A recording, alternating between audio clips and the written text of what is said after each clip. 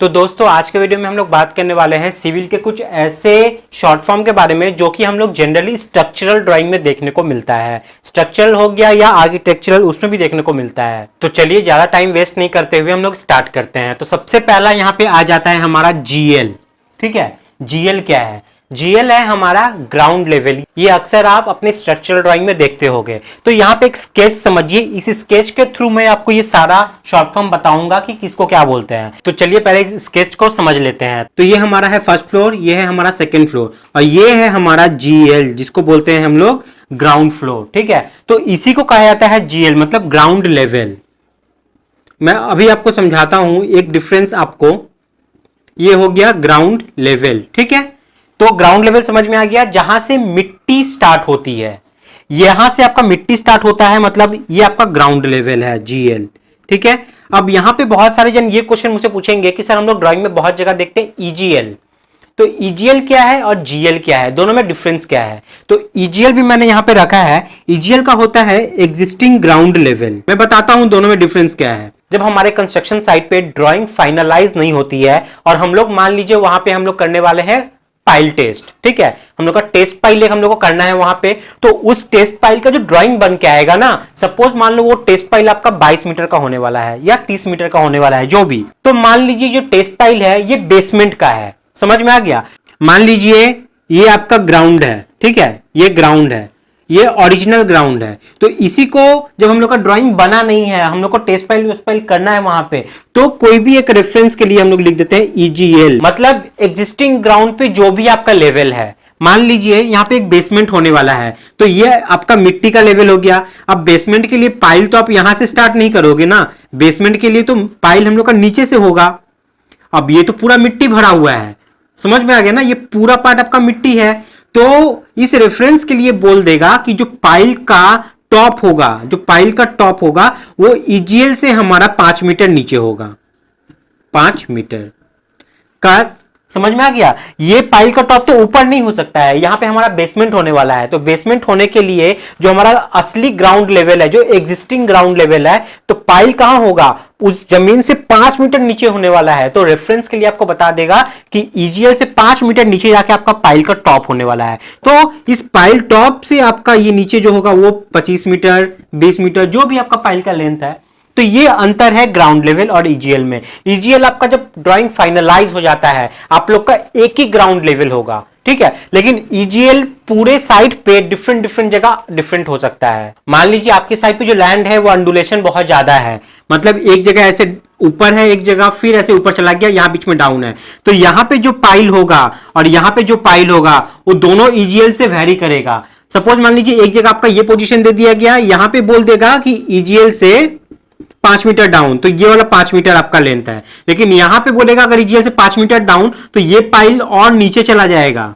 समझ में आ गया? क्योंकि आपको एग्जिस्टिंग ग्राउंड लेवल आपका ये है, यहां से 5 मीटर मापोगे तो कि पाइल आपका और नीचे चला जाएगा, क्योंकि ये डाउन है तो पाइल भी नीचे डाउन चला जाएगा। तो ये अंतर है ईजीएल में, मतलब एग्जिस्टिंग ग्राउंड लेवल डिफरेंट आपका साइट पे हो सकता है, लेकिन जब पूरा सारा चीज फाइनलाइज हो जाता है ना, तब जो ग्राउंड लेवल बन के आता है वो सिर्फ एक ही रहेगा, वो पूरे आपके साइट पे सेम रहेगा, कोई चेंज नहीं होगा। भले आपका लैंड क्यों ना अंडुलेशन हो, अगर मेरा ग्राउंड लेवल ये है मतलब यही है, भले यहां पे लैंड नीचे क्यों ना चला गया हो, आपको बाद में फिलिंग विलिंग करके इसको ग्राउंड लेवल बनाना पड़ेगा। समझ में आ गया? तो ग्राउंड लेवल एक होता है और ईजीएल डिफरेंट हो सकता है हमारे साइड पे। तो मैं उम्मीद करता हूं आपको ये समझ में आ गया होगा। जीएल मतलब ग्राउंड लेवल हुआ और ईजीएल मतलब एग्जिस्टिंग ग्राउंड लेवल हुआ। अब हम लोग बात करते हैं एसएसएल। एसएसएल का फुल फॉर्म होता है स्ट्रक्चरल स्लैब लेवल। ठीक है, स्ट्रक्चरल से बात हो गया जब हम लोग कंक्रीट कास्ट करते हैं, उसके बाद जब हम लोग का स्लैब का एक लेवल आता है वो है हमारा स्ट्रक्चरल स्लैब लेवल। सपोज मान लीजिए ये फर्स्ट फ्लोर जो है आपका, ये फर्स्ट फ्लोर, ये वाला हमारा स्लैब है, ये जस्ट कंक्रीट का है, इसके ऊपर कोई फिनिशिंग अभी नहीं है, ये कंक्रीट है पूरा। ठीक है, ये कास्टिंग आज हुआ हमारा, तो कास्टिंग होने के बाद जो आपको लेवल मिलता है ये लेवल होता है आपका एसएसएल, स्ट्रक्चरल स्लैब लेवल। बहुत जगह एसएफएल भी इसको बोलते हैं, स्ट्रक्चर फ्लोर लेवल। ठीक है, तो स्ट्रक्चर स्लैब लेवल या स्ट्रक्चर फ्लोर लेवल दोनों ही सेम होता है, स्लैब का जो लेवल होता है वो। अब उसके बाद देखिए एक दिया हुआ है पे एफएफएल, ये होता है हमारा finish floor level, finish floor level. और फिनिश फ्लोर लेवल का मतलब क्या है, जो आपका यहाँ पे जो कंक्रीट होकर जो लेवल मिल चुका है ना, जो आपका पेरेंट स्ट्रक्चर है, आपका फ्लोर है, जो पेरेंट फ्लोर है आपका, उसके ऊपर तो आप टाइल्स लगाओगे या मार्बल लगाओगे, तो मार्बल लगाने के बाद जो लेवल आएगा वो होता है एफएफएल, फिनिश फ्लोर लेवल, मतलब फिनिशिंग हो जाने के बाद। ये हमारा है स्ट्रक्चर, इसके ऊपर हम लोग क्या करेंगे, मोटर बैठाएंगे, और उस मोटर को बैठाने के बाद हम लोग उसके ऊपर टाइल्स या मार्बल लगाएंगे, तो टाइल्स का टॉप जो हो जाएगा वो हो जाएगा हमारा एफएफएल, फिनिश फ्लोर लेवल। तो फॉर्मूला अगर देखा जाए एफएफएल का क्या होता है, एफएफएल का फॉर्मूला होता है, एफएफएल का फॉर्मूला होता है एसएसएल तो रहेगा ही, एसएसएल प्लस फिनिशिंग के लिए जितना थिकनेस पकड़ा गया है। मान लीजिए अगर 50 mm पकड़ा गया है तो 50 mm, 60 mm पकड़ा हुआ है तो 60 mm, तो finishing thickness, finishing thickness. Clear हो गया। फिनिश फ्लोर लेवल क्या होता है, एसएसएल प्लस फिनिशिंग थिकनेस। ये आपका कंक्रीट हो गया और ये फिनिशिंग के लिए जितना आपको चाहिए, दोनों मिला के आपका हो जाता है FFL, finish floor level. Clear.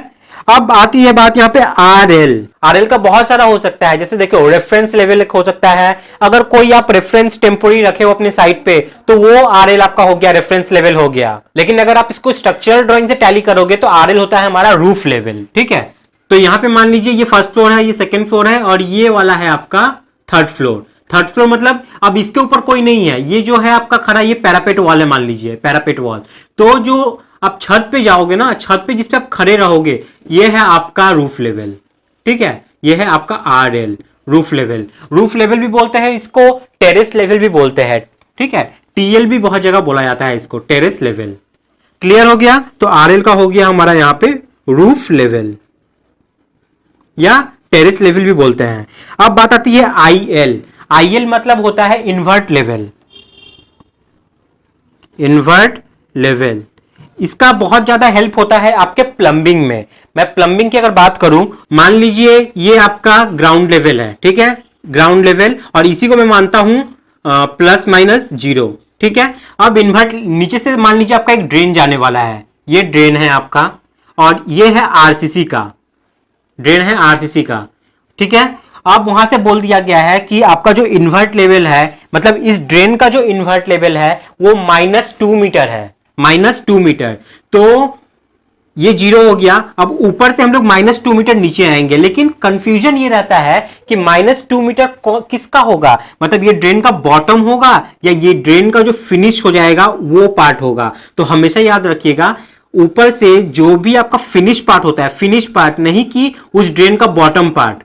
Drain का बॉटम में नहीं जाना है। ड्रेन जब बन के रेडी हो जाएगी और उसका जो फाइनल पार्ट होगा, फाइनल लेवल, ये जो फिनिशिंग पार्ट होगा, ये पार्ट आपका इन्वर्ट लेवल होता है। तो मान लीजिए इन्वर्ट लेवल आपका यहां पे दिया हुआ था -2 मीटर, तो 0 लेवल से नीचे कितना जाओगे, -2, ये आपका -2 हो जाएगा, -2 मीटर। तो ये ड्रेन का जो ये फिनिशिंग पार्ट है ना, ये फिनिशिंग बेस, ये फिनिशिंग बेस तक आएंगे, ये हमारा होना चाहिए -2। हमको मतलब नहीं है कि इस ड्रेन का थिकनेस कितना है उससे, इस इन्वर्ट लेवल में ड्रेन के थिकनेस से हमको मतलब नहीं है, यहाँ पे ड्रेन के बॉटम से भी मतलब नहीं है, लेकिन जिस लेवल से हमारा पानी फ्लो करने वाला है वो लेवल से मतलब है। तो फिनिश लेवल को माना जाता है इन्वर्ट लेवल, ये हमेशा याद रखिएगा। तो ये कुछ एब्रिविएशन के जो काम आते हैं आपके, और शॉर्ट फॉर्म है जो आपसे पूछे जा सकते हैं आपके इंटरव्यू में।